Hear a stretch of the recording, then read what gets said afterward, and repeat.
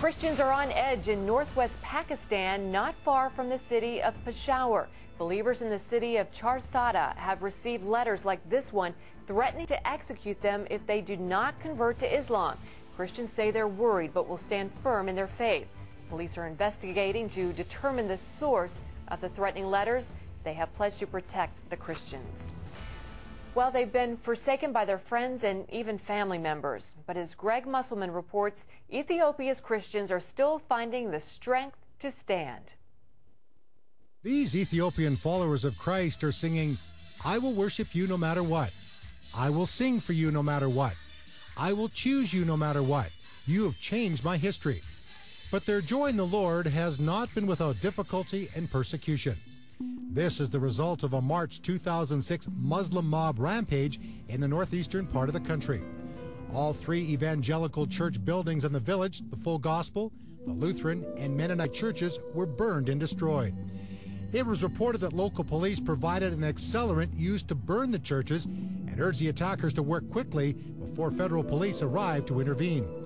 Initial plans were to kill key Christian leaders and take the rest of the believers to the mosque and forcibly convert them to Islam. 98% of the people here are Muslims. The army was able to intervene and prevent any deaths.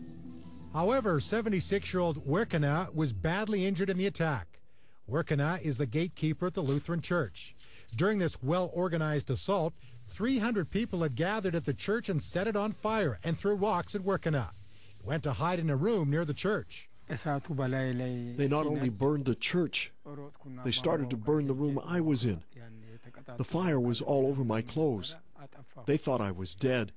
Werkena had his right hand and left arm broken during the brutal attack.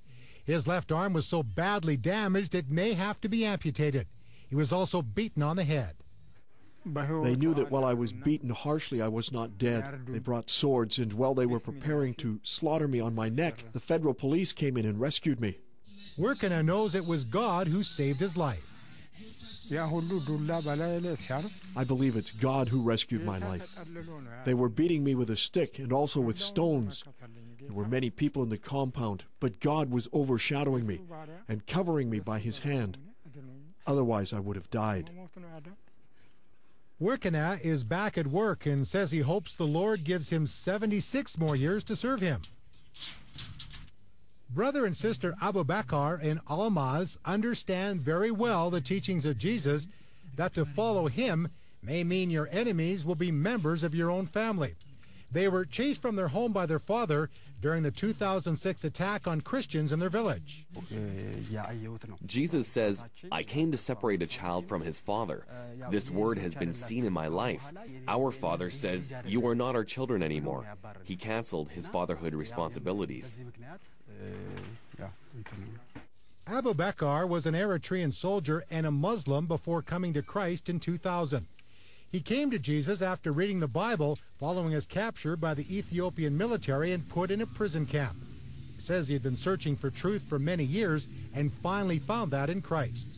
18-year-old Almaz had two dreams about Jesus, and along with the testimony and changed life of her brother, also left Islam to become a Christian in 2004.